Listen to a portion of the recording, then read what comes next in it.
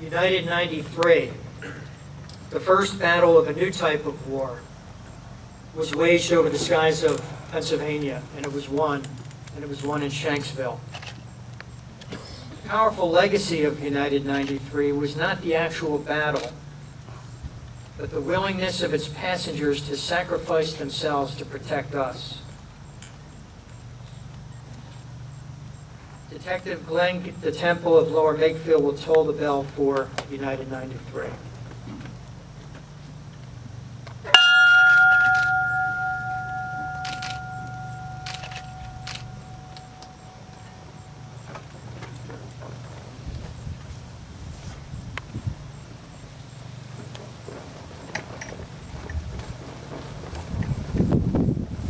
I'd like to welcome Rabbi Yudy Shemtov for a prayer.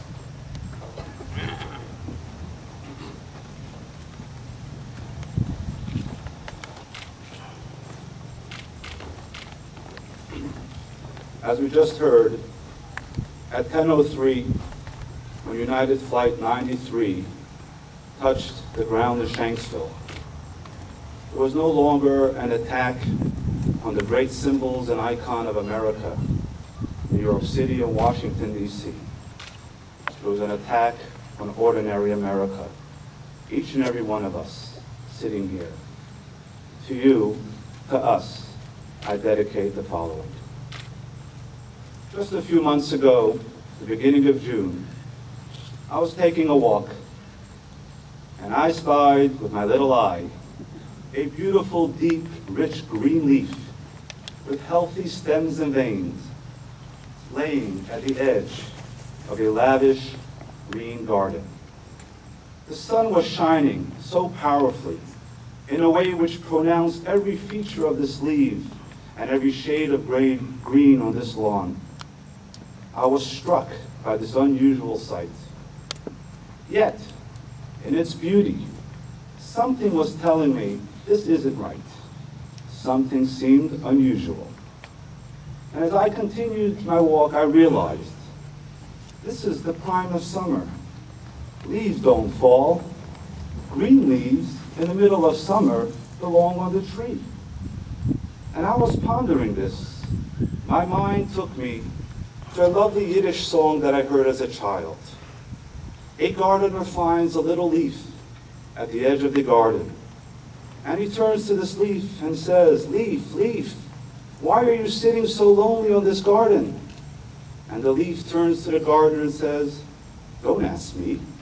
Ask the branch who shook me off and let me leave while it's still summer." The gardener goes to the branch and says, "Branch, branch, why did you let this leaf go so early?" The branch says, "Don't look at me. Talk to the wind who shook me so hard that I needed to let go of this leaf." The gardener goes to the wind, says, "Wind, wind, what did you see that you had to shake this branch so strong that it let go of this leaf?" The wind says, "Don't look at me. Go to the nature, the forces of nature, and ask the forces of nature, why did they have to shake this branch?" Until they end up to the Creator, God.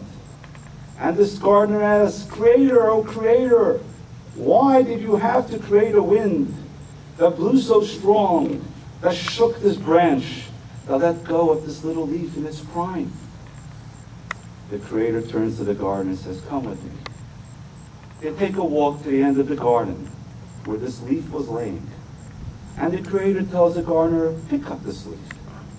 He picks up the leaf and he finds a colony of ants who were smitten by the blazing heat of the sun. And this little leaf allowed them some respite and energy so they can continue to fulfill their purpose. We never know why tragedy strikes. We can't understand why on a beautiful day in September, 2,973 people were shaken from their trees and taken from our midst in the prime of their life. We don't know why. We can't understand. Yet, although we can't answer the heart-wrenching question of why, we must answer the question of what. What can we do as a result of this tragedy to make ourselves better people, to make the world a better place to live in? What can we do?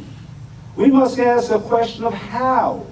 How can we remain connected to these wonderful, beautiful individuals? How can we remain connected to the great ideals which are the bedrock of our wonderful nation, which came under assault on that tragic day?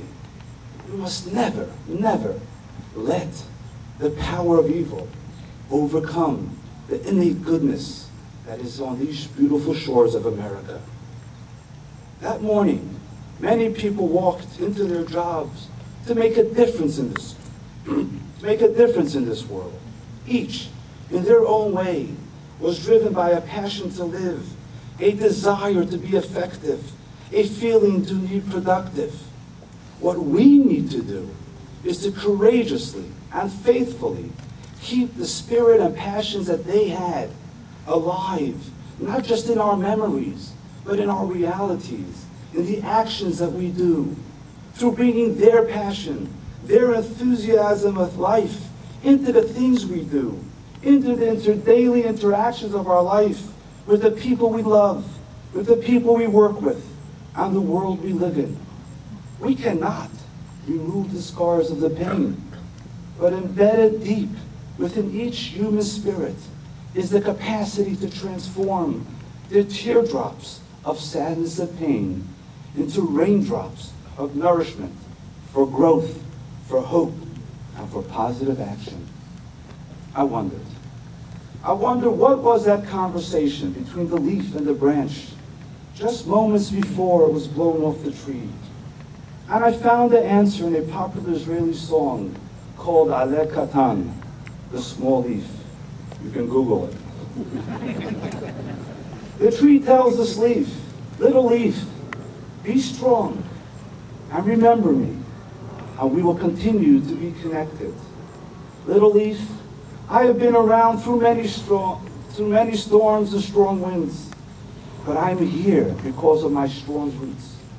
Little leaf, take my experience with you, and that way, through living my experience in your life, we will always be connected, and that connection will give you the strength to prevail and weather even the strongest storms and turbulences of life. When we can strengthen our connection to these special people by bringing their lives into ours, then we can transform their memories into our realities. Every day, each and every one of us must ask ourselves a question. What additional positive act did I do today? It may be something small, it may be something huge, but it should be something different.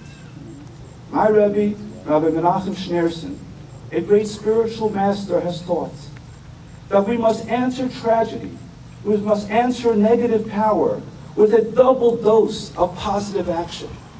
And therefore, when you answer yourselves the question, what did I do better today than yesterday? And you identify that element, ask yourself a second question. What else did I do today in honor and in memory and in continuation of the passion and the life of those who left us? What second act did I do today? It may be small, it could be huge, but it should be something different than the day before. And through these additional positive acts that we do, that is how we will not only fill the void of the missing of our loved ones, but we will reinforce our connection. We will reinforce this world with a double dose of good.